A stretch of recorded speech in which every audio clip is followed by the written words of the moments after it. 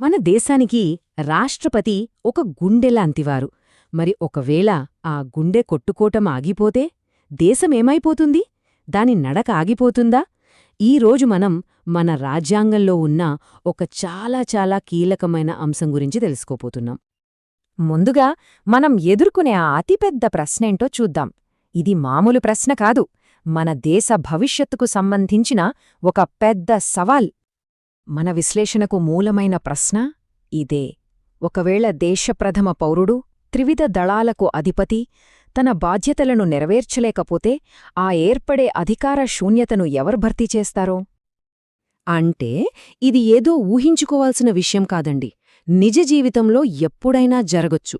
ఉదాహరణకు రాష్ట్రపతి విదేశీ పర్యటనలో ఉన్నప్పుడుగాని, లేదా అనుకోకుండా అనారోగ్యానికి గురైనప్పుడు, లేదా ఒక పెద్ద సర్జరీ జరుగుతున్నప్పుడు, ఇలాంటి పరిస్థితుల్లో దేశ పాలన ఒక్క క్షణం కూడా ఆగకూడదు కదా. సో ఇక్కడ పాయింటేంటంటే, రాష్ట్రపతి అందుబాటులో లేకపోతే దేశ భద్రతకు, అభివృద్ధికి సంబంధించిన ఎన్నో ముఖ్యమైన నిర్ణయాలు ఆగిపోతాయి. ఇది దేశాన్ని ఒక అనిశ్చితిలోకి నెట్టేస్తుంది. దీనికొక పక్కా పరిష్కారం ఉండి తీరాలి. మరి ఈ పెద్ద సమస్యకు మన రాజ్యాంగం ఇచ్చిన తిరుగులేని సమాధానమే ఆర్టికల్ 70. ఇది ఒక రకంగా దేశానికి రక్షణ కవచంలాంటిది. ఇక్కడ ఫెయిల్ సేఫ్ స్విచ్ అనే పదం గమనించండి, చాలా ఆసక్తికరంగా ఉంది కదూ. అంటే కరెంట్ పోయినప్పుడు జనరేటర్ ఆటోమేటిక్గా ఆన్ అయినట్టు. దేశ నాయకత్వంలో ఎలాంటి గ్యాప్ వచ్చినా వెంటనే ఈ ఆర్టికల్ 70 ఒక బ్యాకప్ సిస్టమ్ను స్టార్ట్ చేస్తుంది. అంటే ఆర్టికల్ 70 అనేది పార్లమెంట్కు పవర్ ఇస్తుంది. ఆ పవర్ను ఉపయోగించి 1969లో పార్లమెంట్ రాష్ట్రపతి విధి నిర్వహణ చట్టం అని ఒకదాన్ని తీసుకొచ్చింది. అసలు ఎవరు, ఎప్పుడు, ఎలా బాధ్యతలు తీసుకోవాలి అనేదంతా ఈ చట్టంలో చాలా క్లియర్గా ఉంటుంది. సరే, మరి ఈ అధికార గొలుసు అంటే ఈ పవర్ చైన్ ఎంత బలంగా, ఎంత స్పష్టంగా ఉందో ఇప్పుడు చూద్దాం. ఇక్కడ గందరగోళానికి అస్సలు ఛాన్సే లేదు. ఈ చైన్ చాలా సింపుల్, ఇంకా చాలా స్ట్రాంగ్. ఫస్ట్ ఆప్షన్ ఉపరాష్ట్రపతి. ఒకవేళ వారు కూడా అందుబాటులో లేకపోతే భారత ప్రధాన న్యాయమూర్తి. వారు కూడా అందుబాటులో లేని పక్షంలో అప్పుడు సుప్రీంకోర్టులో ఉన్న అత్యంత సీనియర్ న్యాయమూర్తి బాధ్యతలు స్వీకరిస్తారు. చూసారా ఎంత క్లియర్గా ఉందో? అసలు దీనికింత ప్రాముఖ్యత ఎందుకొచ్చింది అంటే, 1969లో రాష్ట్రపతి జాకిర్ హుస్సేన్ గారు అకస్మాత్తుగా మరణించిన తర్వాత ఒకవేళ రాష్ట్రపతి, ఉపరాష్ట్రపతి ఇద్దరూ అందుబాటులో లేకపోతే పరిస్థితి ఏంటి అనే ఒక ప్రమాదకరమైన లూప్హోల్ బయటపడింది. ఆ లోపాన్ని ఈ చట్టం శాశ్వతంగా మూసేసింది. ఓకే, ఒక సిస్టమ్ని సెట్ చేయడం వరకు బాగానే ఉంది, కానీ దాన్ని ఎవరైనా దుర్వినియోగం చేయకుండా చూడటం ఇంకా ముఖ్యం కదా. సో ఈ అధికార బదిలీని మన చట్టం ఎలా కాపాడుతుందో చూద్దాం. ఈ పట్టిక చూడండి. పాత ఇండియన్ పీనల్ కోడ్ అంటే ఐపీసీ నుంచి కొత్త భారతీయ న్యాయ సంహిత అంటే బిఎన్ఎస్ వరకు ఈ చట్టపరమైన రక్షణలను ఎలా ఆధునీకరించారో తెలుస్తుంది.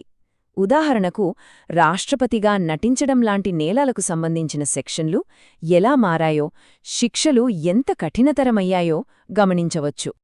ఈ కొత్త మార్పులు ఇప్పటి డిజిటల్ ప్రపంచానికి చాలా అవసరం. ఫోర్జరీ అంటే ఇప్పుడు కేవలం కాగితం మీద కాదు కదా, నకిలీ డిజిటల్ ఉత్తర్వులు, ఈ సంతకాల ఫోర్జరీ లాంటి ఆధునిక నేరాలను కూడా బిఎన్ఎస్ కవర్ చేస్తుంది. అంతేకాదు, ఉన్నత పదవులను అక్రమంగా చేజిక్కించుకోవాలనుకునేవారికి ఇది ఒక బలమైన హెచ్చరిక. ఇంతటి బలమైన వ్యవస్థ ఉన్నప్పుడు మనం అంటే సామాన్య ప్రజలక్కూడా ఒక ముఖ్యమైన పాత్ర ఉంది. మన రాజ్యాంగాన్ని కాపాడటంలో మనమందరం సైనికులం. అదెలాగో ఇప్పుడు చూద్దాం. మనం ఈ వ్యవస్థకు కాపలాదారులుగా ఉండొచ్చు.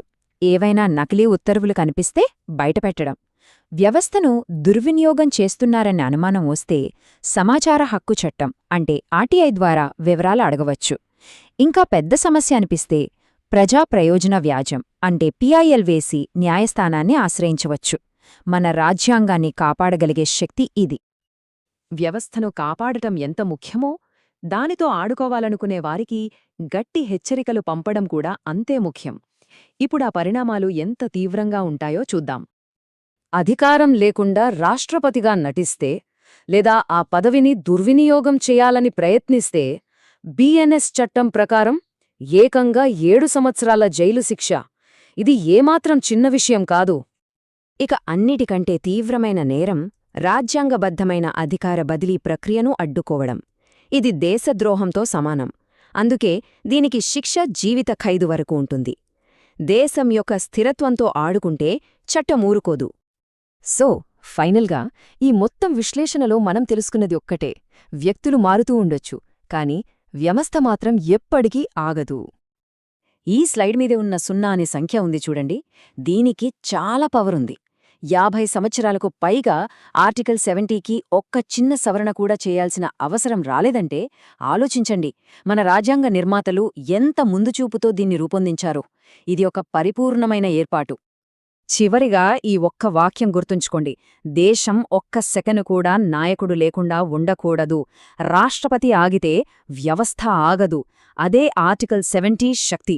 అంటే దేశం అనే ఈ మహాయంత్రంలో ఏ ఒక్క భాగం విఫలమైనా మొత్తం యంత్రం ఆగిపోకుండా చూసే ఒక అద్భుతమైన ఏర్పాటు ఇది. అదే ఆర్టికల్ 70 యొక్క అసలైన బలం, మన రాజ్యాంగం యొక్క గొప్పతనం.